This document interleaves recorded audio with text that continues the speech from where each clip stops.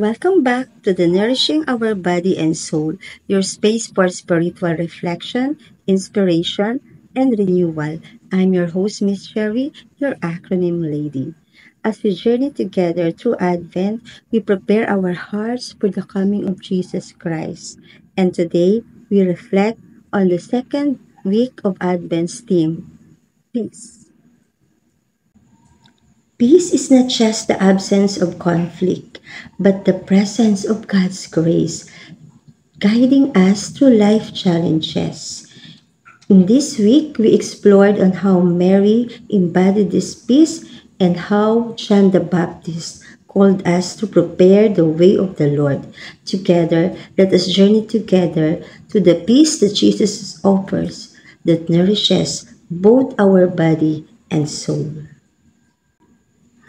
Peace is not just the absence of conflict, but the presence of God's grace guiding us through life challenges. This week, we explored how Mary embodied this peace and how John the Baptist called us to prepare the way of the Lord.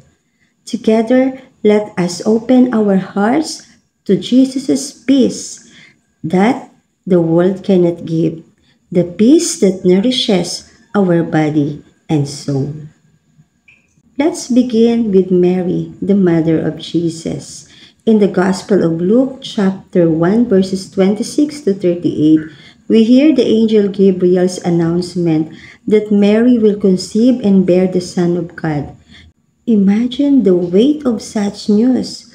But Mary responds with incredible faith and trust, saying, "Behold, I am the handmaid of the Lord. Be it done to me according to your word." Mary's peace wasn't the result of knowing all the answers or having everything under control. Her peace came from trusting everything in God, trusting the will of God in His life. She teaches us that peace is found when we align our hearts with God's plan. Like Mary, we are invited to trust God, even uncertainties of our lives. God is inviting us to put our faith and trust in Him so that we can attain and achieve peace, abiding peace that only God can provide. Next, we turn to the call of John the Baptist, found in Luke chapter 3, verses 1 to 6. John calls us to repentance, urging us to prepare our hearts for the coming of the Lord.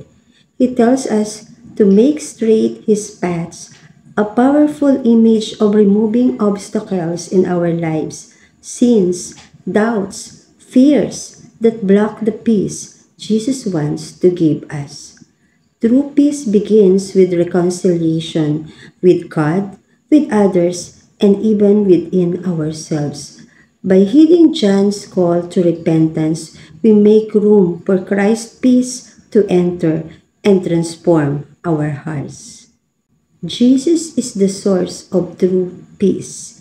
In Matthew chapter 11, verses 28 to 30, Jesus invites us with these comforting words, "Come to me, all you who labor and are burdened, and I will give you rest." This promise reminds us that peace doesn't mean a life free of challenges. Rather, it is the assurance of Jesus' presence with us, lightening our burdens and giving us rest for our souls. Peace comes when we let go of the burdens we were never meant to carry alone and entrust them to Jesus, who is gentle and humble of heart. And to summarize this week's reflection, let us use the acronym PEACE to guide us for living out the peace of Christ. P is to prepare our hearts for the Lord's coming by removing obstacles of sin and doubt. E is to embrace God's will and trust by following Mary's example of faith and trust in the Lord. A is to abide in Jesus, who offers comfort and rest for our soul. C is to commit for repentance and reconciliation, making a space for the Prince of Peace in our hearts. And the final E is to extend peace to others by living out God's wisdom and love, by living out this through our daily actions in life. As we close today's reflection, let us pray together. Heavenly Father, as we journey through this second week of Advent, we thank you for the gift of peace your Son Jesus brings into our lives. Help us to prepare our hearts, embrace your will like Mary, and abide in your presence. Teach us to commit to repentance and reconciliation, extending your peace to those around us. May we become instruments of your peace in a world longing for healing and hope. Amen. This Advent, let us open our hearts to the peace Jesus offers, inspired by Mary's trust and John the Baptist's call to prepare the way of the Lord. May the peace of Christ nourish our bodies and souls, transforming our lives and the lives of those around us. Thank you so much for joining me. Until next time, this is Miss Sherry, your acronym lady.